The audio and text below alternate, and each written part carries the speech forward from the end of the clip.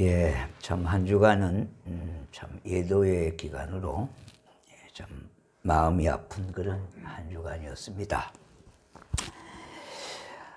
그러나 우리가 모두가 이 대한민국 호가 바르게 안정되게 우리가 나아가기 위해서는 우리가 또 때로는 기도도 하고 침묵도 하고 또 우리의 주장도 해야 되겠지만은 주장이 많다 보면은 배는 산으로 갑니다. 그렇기 때문에 주장하는 사람도 있고 침묵하면서 기도하면서 하나하나 고쳐나가는 이런 지혜도 우리에게 필요한 겁니다.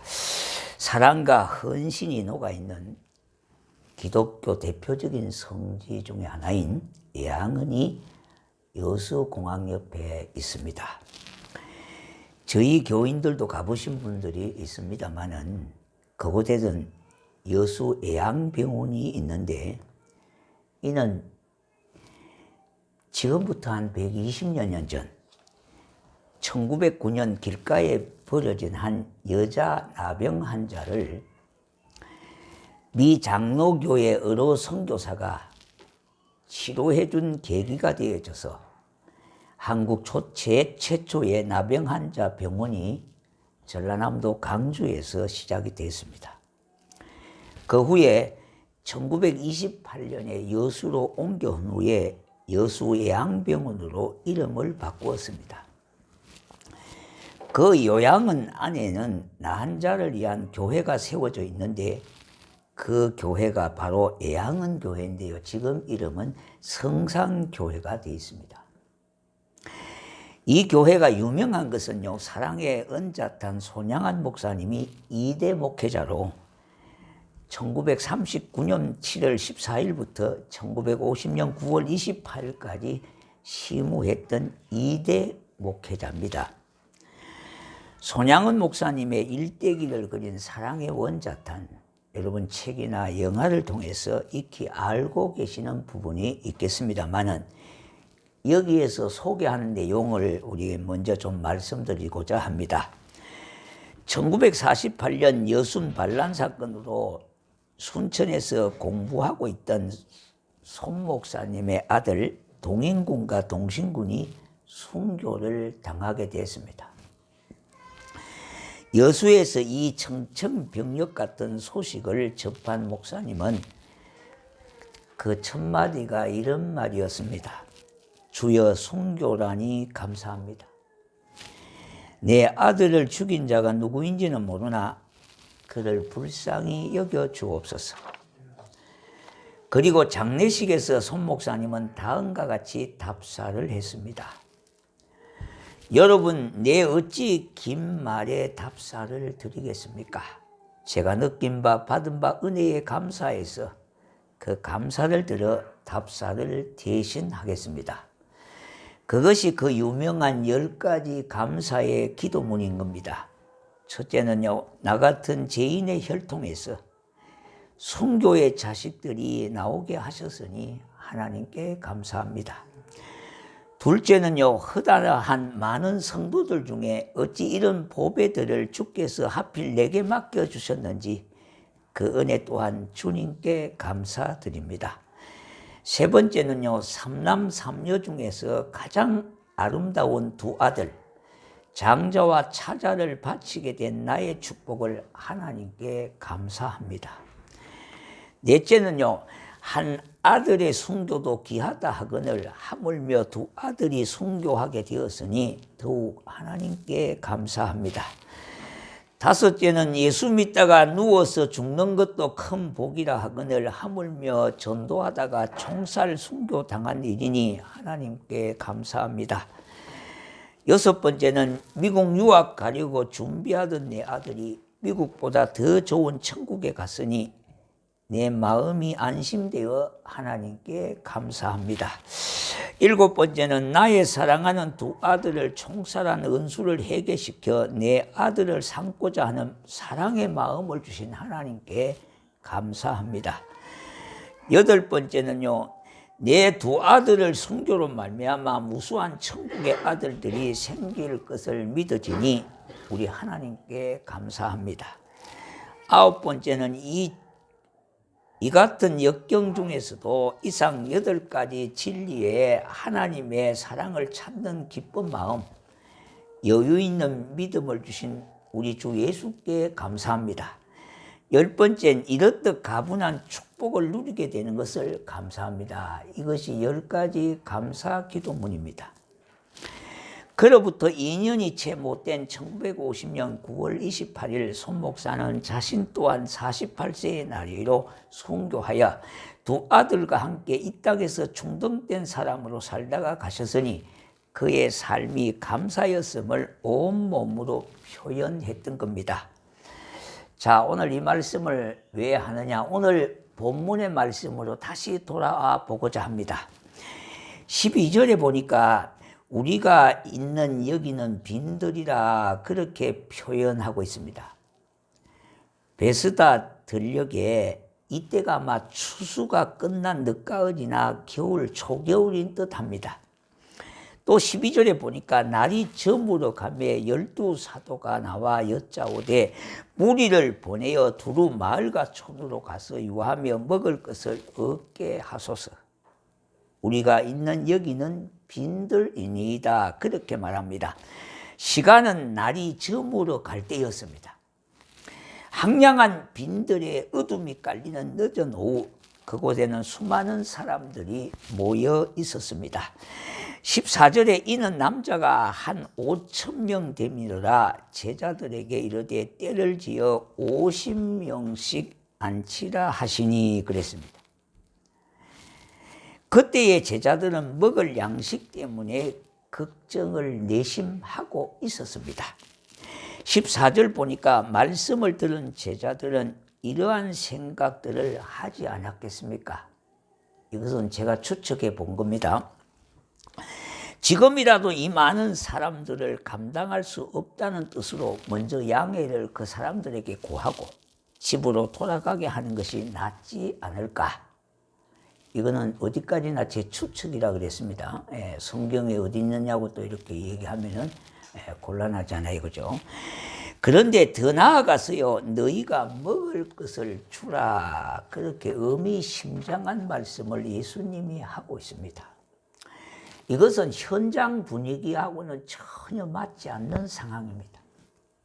이렇게 하시면 예수님은 불가능한 일들을 제자들에게 듣기면 자기들에게 떠맡기는 것 같은 느낌이 들기도 합니다.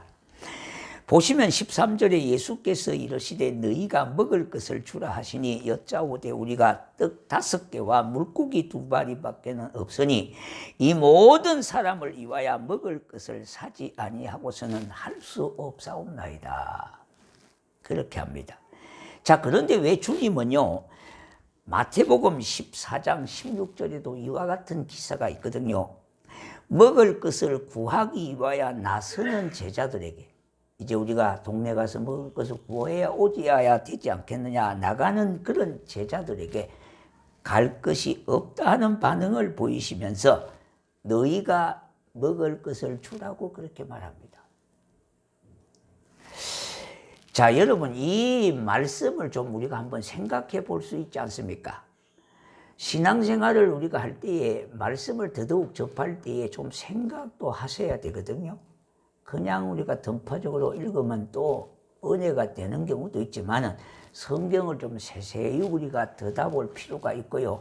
좀 깊이 묵상해야 될 필요가 있어요. 자, 여기에 몇 가지 의미가 있는데 우선 2가지 의미를 찾아보도록 하겠습니다. 왜 이렇게 예수님께서 말씀을 하셨느냐, 제자들에게요. 너희가 먹을 것을 주라 하고요.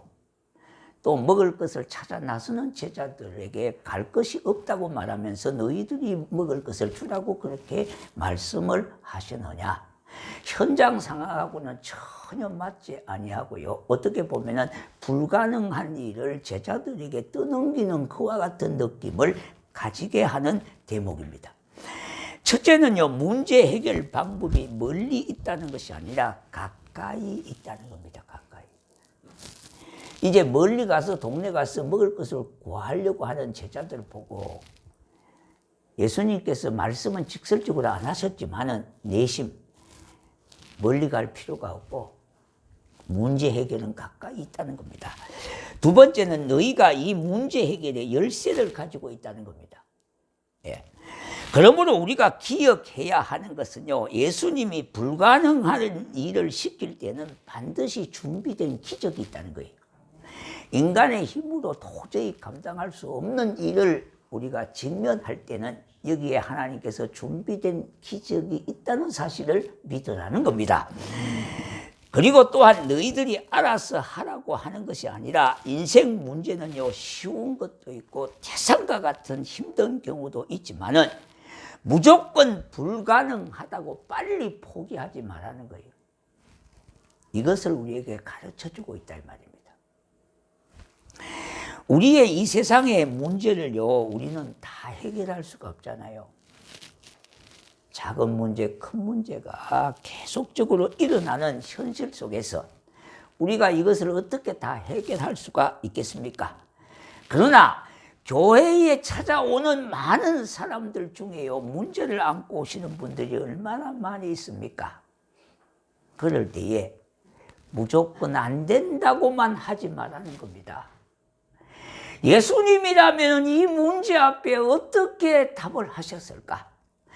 우리 예수님이라면 이 문제를 놓고 어떤 반응을 보여주셨을까? 이걸 좀 생각해 보라는 겁니다. 무조건 할 수 없다고 포기하지 말고, 교회가 다 할 수 없다고 그렇게 두 손 놓지 말고, 예수님이라면 이 상황 앞에 어떻게 반응하시고 어떤 말씀을 하셨을까? 어떤 마음을 가지고 계셨을까? 이걸 우리가 한번 생각해 보시라는 겁니다. 예수님이 한 소년이 가진 떡 5개와 물고기 2마리를 보셨습니다. 그것은 정말 한 사람의 도시락입니다. 그런데 이 소년은 한 끼의 도시락이 무엇에 도움이 되겠습니까 하는 생각을 하지 아니하고 예수님에게 자기가 가지고 있는 모든 것을 다 드린 겁니다. 자, 16절에 보니까 예수님은 떡 5개와 물고기 2마리를 가지사 하늘을 우러러 축사하셨다, 그렇게 말씀하고 있습니다. 그런데 여기에서 축사라고 하는 단어에 주의하셔야 됩니다. 유의하셔야 된다 이 말입니다.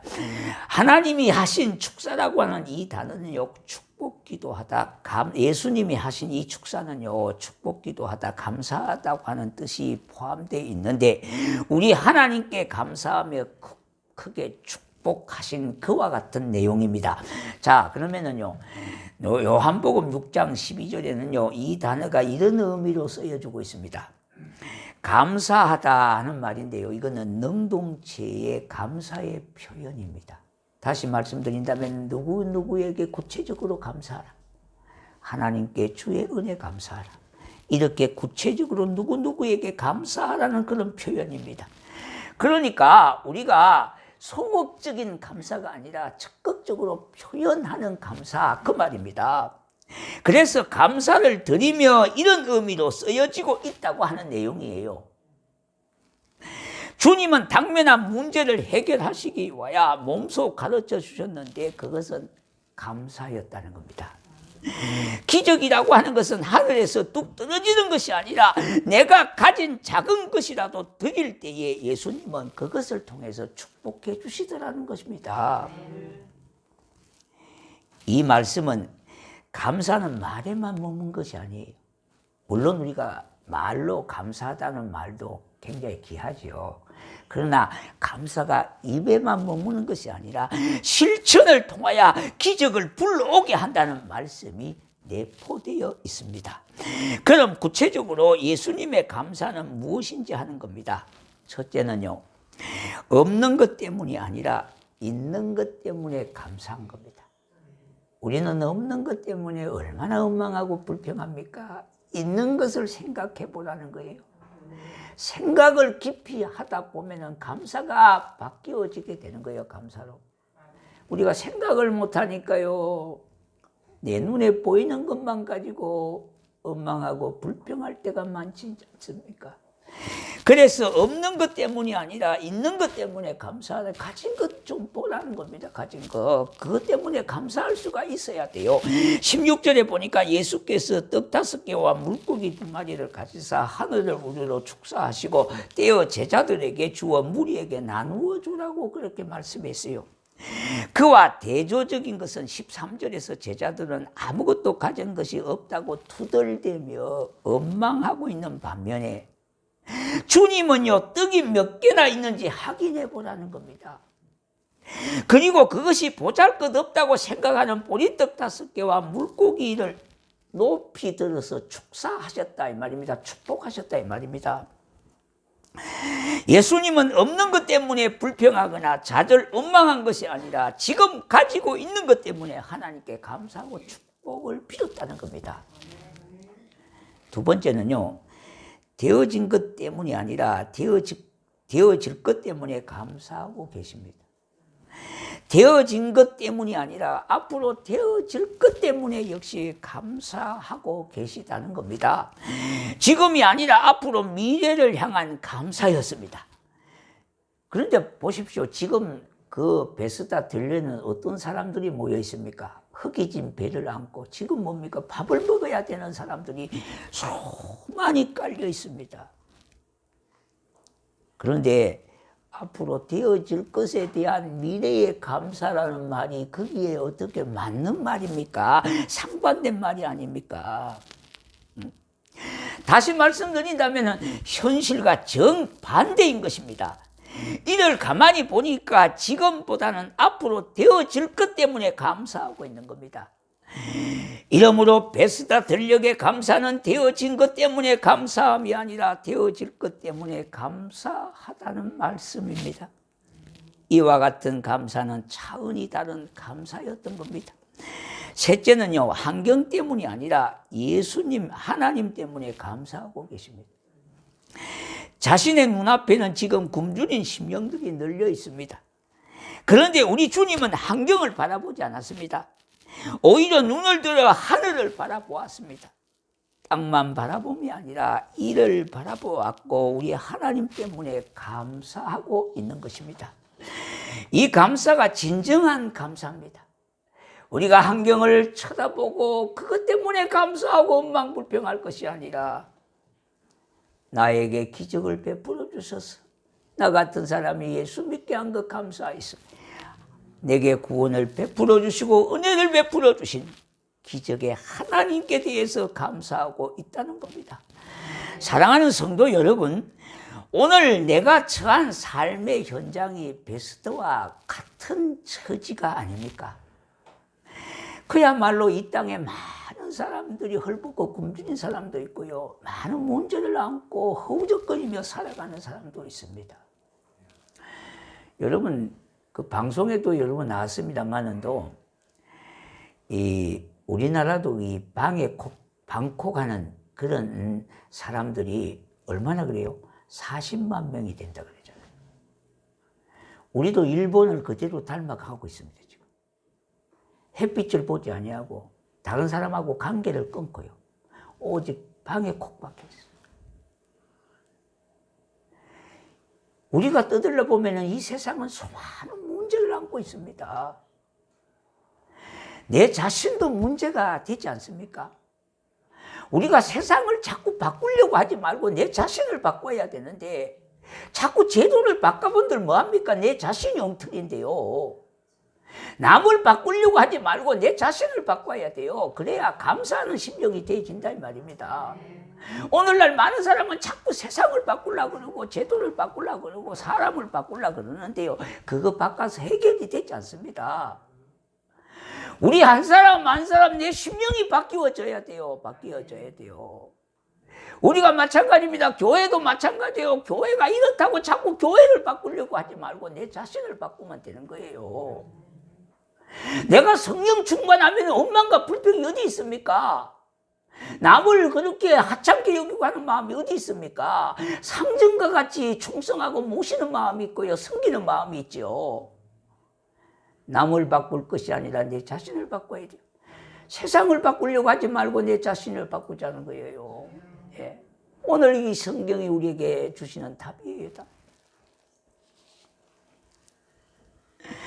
아무리 돌아보아도 문제 해결의 기미가 없습니다. 우리가 그렇지 않습니까? 그러므로 제자들이 주님이 자신들 곁에 계심에도 불구하고 저 멀리 동네에 있는 사람들을 찾아가 문제 해결하려고 보고 있습니다. 제자들이 무엇을 몰랐습니까?